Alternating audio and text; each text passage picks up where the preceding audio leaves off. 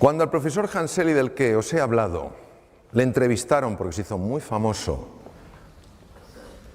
en una de las entrevistas de radio le hicieron una pregunta normal. Su respuesta fue singular. Estamos hablando de un fisiólogo puro que se pasó 25 años en laboratorios. No estamos hablando de un místico, no estamos hablando de alguien, de un filósofo, no estamos hablando de un gran humanista, hablamos de un biólogo puro. Le preguntaron, profesor Selly, ¿qué es lo que podemos hacer en una sociedad tan distresada? El distrés es el estrés negativo, como el de Margarita, el que daña. ¿Qué podemos hacer en una sociedad tan distresada para bajarlo? Contestación de Hanseli: ganarse el amor de su vecino. ¿Cómo es posible que este hombre fuera capaz de intuir cosas que se han descubierto muchos años después? Parte de la genialidad de él. Hoy en día sabemos que cuando una persona se encuentra con otra, con estos lazos de afecto, de cordialidad, de voluntad, de cooperación, automáticamente el cerebro produce una sustancia llamada beta-endorfina. Es un analgésico natural potentísimo. Capaz. Es como si tuviera algo y dijera, vuelve al centro, que te estás yendo. Capaz de reducir el dolor físico. Se sabe que es real, se sabe que es beta-endorfina real, no es algo imaginario, porque se bloquea con naloxona. Es decir, verdaderamente está bloqueando una molécula, es decir, el ser humano en el encuentro experimenta menos dolor. Imaginaos el impacto que tiene esto en medicina.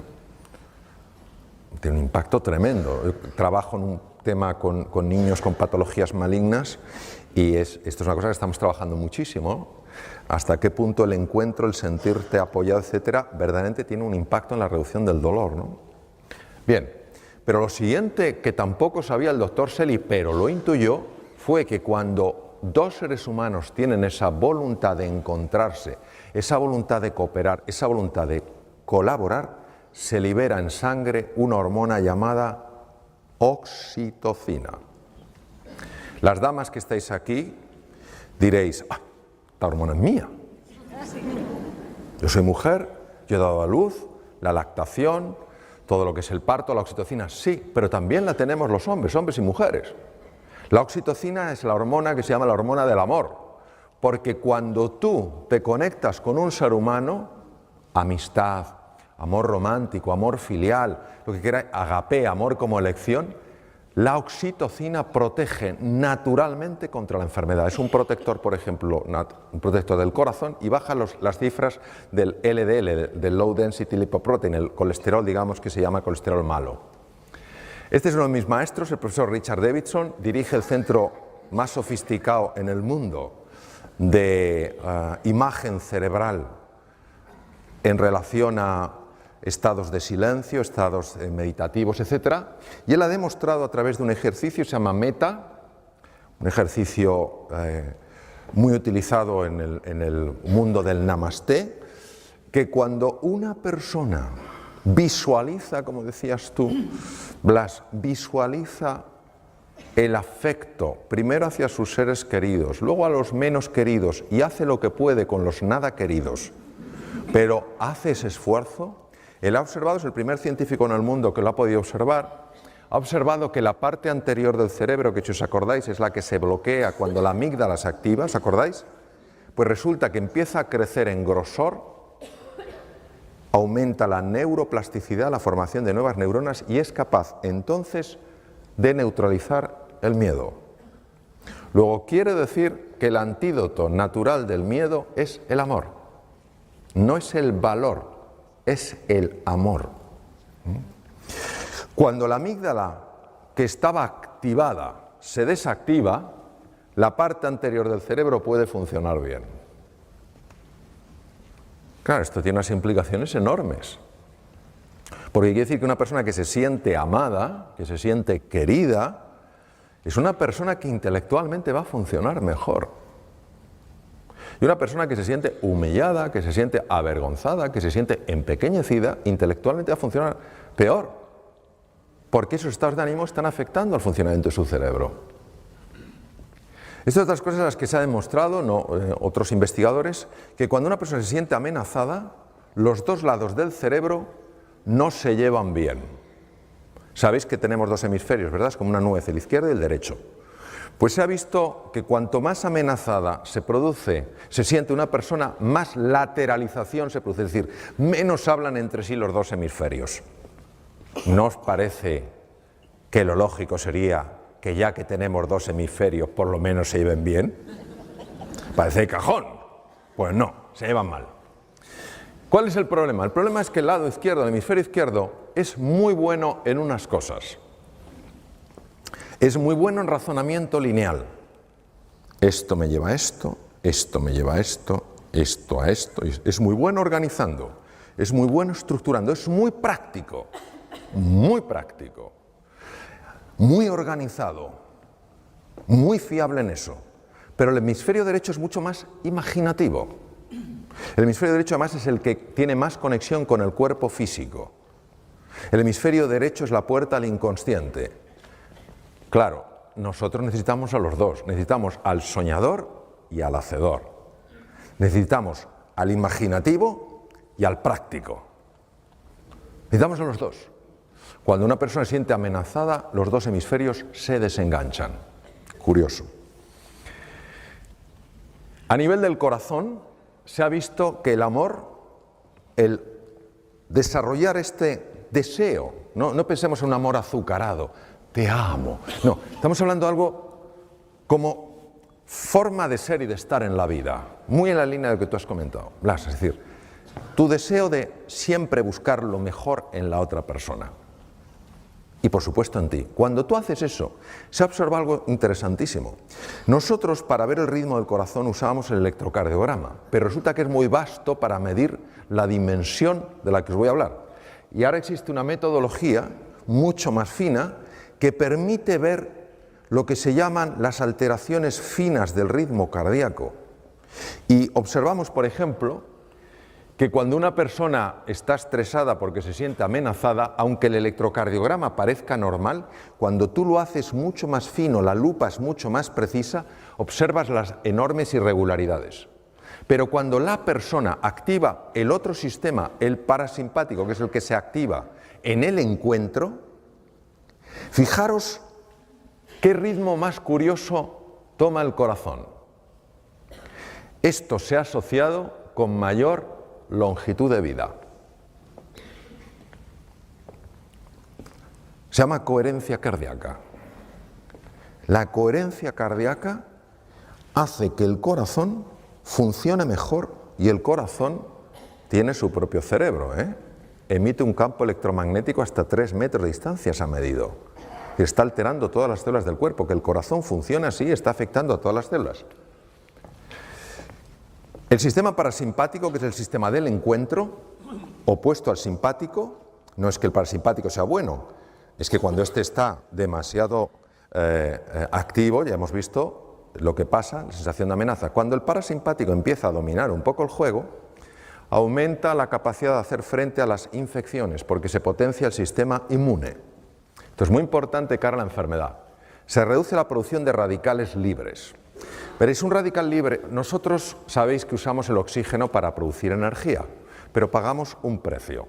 Lo mismo que para venir aquí de Alicante ha habido que ir por una carretera de peaje y se paga un precio, y preferirías no pagarlo, pero si no pasas por ahí, para poder utilizar oxígeno y obtener energía pagamos un precio. Ese precio es la producción de unas cosas que se llaman radicales libres. ¿Qué es un radical libre? El radical libre es una molécula muy inestable que le falta un electrón y necesita robar el electrón. ¿Cómo roba el electrón? Bombardeando otras células para robarle los electrones.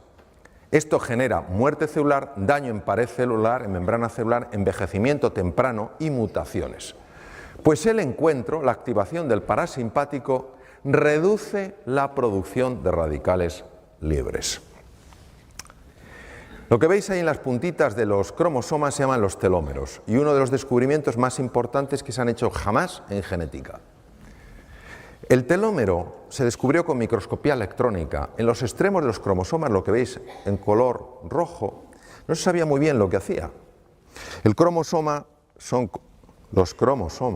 son como unos estuches donde está el ácido, el DNA, el ácido desoxirribonucleico enrollado, el material genético. Cada vez que una célula se divide, tiene que duplicar los cromosomas para que a cada célula hija vaya el mismo número de cromosomas. En ese proceso el telómero se adelgaza. Si el telómero se adelgaza más allá de un cierto nivel, la célula ya no se puede reproducir. Si no se puede reproducir, una vez que esa célula llegue a su tiempo de vida, se muere. Es decir, la base del envejecimiento y la destrucción de los tejidos.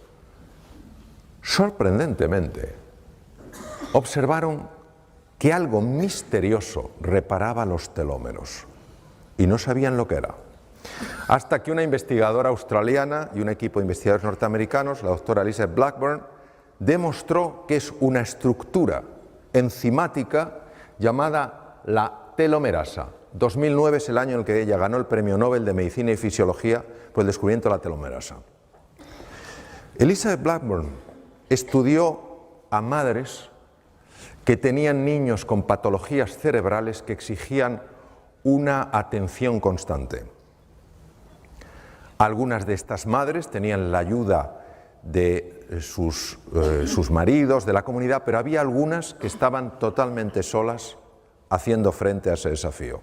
Habían volcado toda su vida en el cuidado de su hijo, de su hija, que había nacido así, ¿vale? Localizó a estas madres que se sentían solas en su lucha. Les extrajo sangre y midió tamaño de telómeros y cifra de telomerasa. Tamaño de los telómeros era muy bajo, cifras de telomerasa bajas. Esto, la implicación, es un acortamiento de la vida. ¿Entendéis por lo que he explicado? Se le ocurrió que a todas esas madres que ella había localizado de motu propio, ponerlas en contacto para que hablaran, para que pudieran compartir sus penas y sus alegrías, para sentirse comprendidas. De nuevo la presencia del encuentro, del amor. Meses después, Elizabeth Blackburn volvió a sacarle sangre. Los telómeros tenían longitud normal y la cifra de telomerasa se había normalizado. El centro más importante del mundo de investigación en monos, el mono que se utiliza ahora es el macaco, que es el mono que parece que ha hecho la mili, porque tiene el pelo como rasurado así, ¿sabes? Por el chimpancé ya prácticamente no se utiliza, lógicamente. Entonces, el centro más importante del mundo está en Estados Unidos. Hicieron la prueba de separar a monitos de sus madres y de sus familias y criarlos solos. Los monitos se volvieron muy agresivos y bloquearon la expresión de dos genes. Bueno, un montón de genes, pero de dos familias de genes. La familia de genes que protege de las infecciones, el sistema inmune, cada vez estaban malos, cada 2 por 3, y genes que afectan al desarrollo de la inteligencia del simio.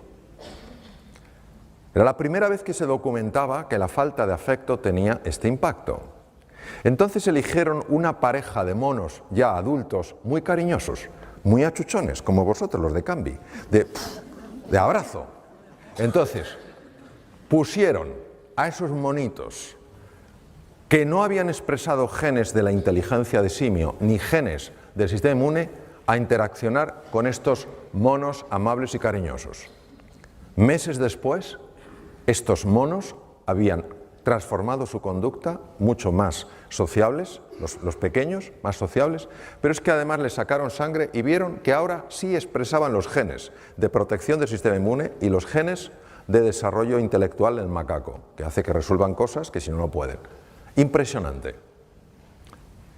Es decir, nunca es tarde para amar y nunca es tarde para esperar un efecto del amor.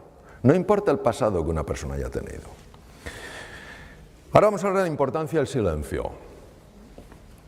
¿Por qué es tan importante el silencio? Es tan importante el silencio por lo ruidosa que es nuestra mente. Descartes, siglo XVII, padre de la filosofía racionalista, un hombre muy reconocido. Hay un joven filósofo, también francés, al lado de Descartes era un don nadie, hoy todos le respetamos inmensamente. Blaise de Pascal, Principio de Pascal, que tú de eso sabrás un montón. Principio de Pascal, fijaros lo que dijo Pascal. He descubierto que toda la infelicidad del hombre deriva de una sola causa, su incapacidad para mantenerse en quietud en su habitación. Y uno se pregunta, ¿de qué habla? Nuestra mente condicionada busca el control, el estatus y la posición porque se siente separada de todo. Y esa sensación de inseguridad, que no es la inseguridad del ser humano, es la inseguridad de la mente que maneja, que se llama mente dualista o condicionada, hace que para conseguir sentirse segura, se busque con desesperación el estatus, la importancia, el reconocimiento. Y ahí es donde entra la rivalidad, porque es una mente con una idea escasa del universo. Entonces, si yo quiero algo, te lo tengo que quitar a ti. De aquí viene la rivalidad.